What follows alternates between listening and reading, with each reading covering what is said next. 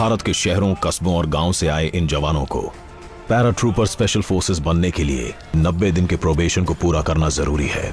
इसे करना सबके बस की बात नहीं। प्रोबेशनर्स को जल्द ही एहसास हो जाएगा कि अपनी पूरी जान लगाना भी शायद काफी नहीं होता।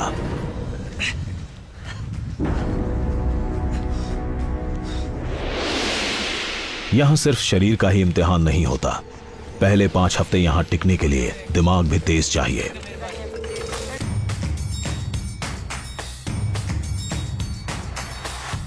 वेपन्स ट्रेनिंग, हल्का सा खम रखना, आंख बंद करना, एम लेना और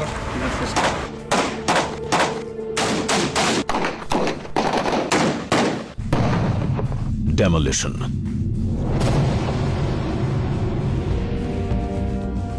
कम्युनिकेशन और मेडिकल स्किल्स। जाने दो, उसको कुछ नहीं होगा। आप इसमें भी डाल सकते हो। इतना ही नहीं, उन्हें कुकिंग स्किल्स भी सिखाई जाती हैं। पैरा एसएफ को किसी भी हालात में जिंदा रहने की ट्रेनिंग दी जाती है। सबसे पहले आपने रोलर स्टिक से क्या करना है, इसका मूवमेंट को रोकना है, ठीक है। उसके बाद आपने दोनों उंगली से ऐसे पकड़ना है।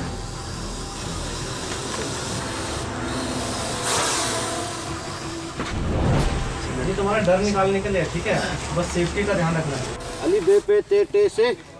असरदार अंडरकवर ऑपरेटिव्स होने के लिए इन लोगों को कई भाषाएं भी पता होनी चाहिए। जरूरी स्किल्स की लिस्ट लंबी है, मंजिल दूर है, रास्ता कठिन है, जिसमें सोने का वक्त ना के बराबर मिलता है।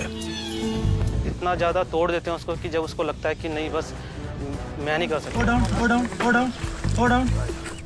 सिर्फ इतना ही नहीं, प्रोबी के बुरी तरह थकने के बाद उनके देखने समझने की ताकत को भी परखा जाता है। Very good, very good.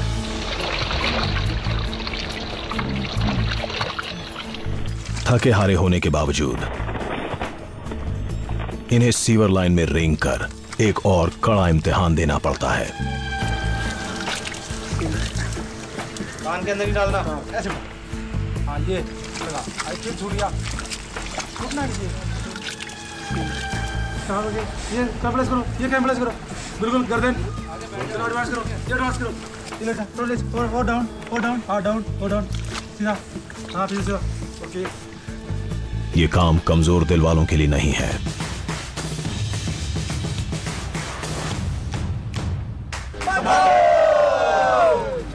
शरीर का एक एक हिस्सा सीवर में ढकने के बाद नाश्ता दिया जाता है। कैसे भी हालात एक स्पेशल फोर्सेस ऑपरेटिव की हिम्मत नहीं तोड़ सकते। कुछ प्रोबीज के लिए ये 5 हफ्ते बहुत भारी पड़ गए, इसलिए अब ये 23 से घटकर 16 रह गए। इस ट्रेनिंग का मकसद है उनके हौसले को पूरी तरह से तोड़ देना।